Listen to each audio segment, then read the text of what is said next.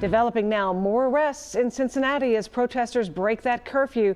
This one beginning at 8 last night. Pushed up an hour.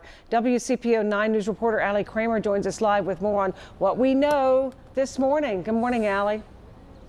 Good morning, Julie. Well, Cincinnati police tell us about 100 people were arrested yesterday, facing numerous charges, a lot of them just for simply breaking that curfew. They're here at the Hamilton County Justice Center now, but as we saw yesterday, we thought it was about 100 people, and we know that it's a very slow process trying to get everybody processed into the jail and actually booked, so that number could rise as the morning continues. What we do know is that, as you mentioned, because that curfew started a little bit earlier at 8 o'clock last night, it was still daylight out, and Chief Isaac told us that the officers spent the first 20 or 30 minutes of the curfew driving, walking around, giving warnings, telling everyone to go home. But as promised, those arrests for those who were not complying with the curfew quickly followed. Now, Chief Isaac told our crews that they confiscated several guns last night, including these. You'll see an assault-style weapon with a 100-round magazine. Our Evan Milward also saw several people getting pulled from a car and taken into custody after allegedly pointing a gun at a fellow news crew.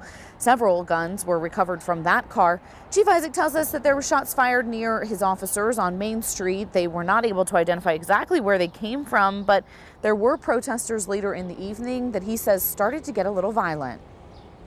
Individuals throwing paint, throwing rocks, throwing bottles, and then a number of individuals just simply failing to comply with the curfew order. This curfew didn't happen just because everything was going great. We had to do this because of the amount of damage. We've had over 100 businesses that have been damaged, looted, shots fired into them. We're out here, we've had officers shot, we've had officers injured, assaulted.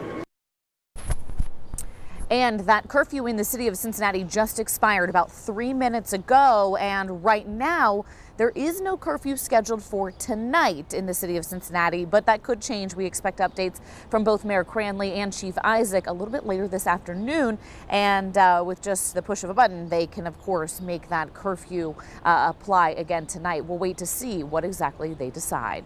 For now, reporting live, Allie Kramer, WCPO 9 News.